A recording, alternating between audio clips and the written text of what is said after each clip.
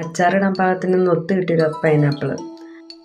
ഇതിൻ്റെ തോല് ചെത്തുമ്പോൾ ആ മുള്ളുള്ള ഭാഗം നല്ലപോലെ ക്ലീൻ ചെയ്യാം. മുള്ളിൻ്റെ ഓരോ ഭാഗങ്ങളും വരുമ്പോൾ ഇത് കത്തി കൊണ്ട് ചെത്തി എടുത്ത് കളഞ്ഞിട്ട് അച്ചാറുണ്ടാക്കാൻ പാകത്തിനുള്ള ചെറിയ ചെറിയ കഷ്ണങ്ങളാക്കിയിട്ട് പൈനാപ്പിൾ മൊത്തം മുറിച്ചെടുക്കണം. നല്ല വൃത്തിയായിട്ട് ഇതിൻ്റെ മുള്ളെല്ലാം പോയിരിക്കണം കേട്ടോ. ചട്ടിയിൽ എണ്ണ വെച്ച് അത് ചൂടായി കഴിയുമ്പോൾ നമുക്ക് പൈനാപ്പിൾ ആദ്യം എണ്ണയിലിട്ടൊന്ന് വഴറ്റി കോരി വേറെ മാറ്റി വയ്ക്കണം. അത് ഒത്തിരി വെന്ത് പോകാൻ ശ്രദ്ധിക്കണം. ബാക്കി വന്ന എണ്ണയിലേക്ക് ഉലുവ, കടുക്, ചെറുതായി അരിഞ്ഞ ഇഞ്ചി, വെളുത്തുള്ളി ഇവയിട്ട് വഴറ്റിയ ശേഷം 2 പച്ചമുളക് വട്ടത്തിൽ അരിഞ്ഞതും കൂടി ചേർത്ത് വഴറ്റിയെടുത്തിട്ട് നമുക്ക് ഗ്യാസ് ഓഫ് ചെയ്യണം കേട്ടോ. മുളക് പൊടി, കറിവേപ്പില ഇതെല്ലാം ഒന്ന് വഴണ്ടതിന് ശേഷം ആവശ്യം വേണ്ട വിനാഗിരി ചേർത്ത് കൊടുക്കാം.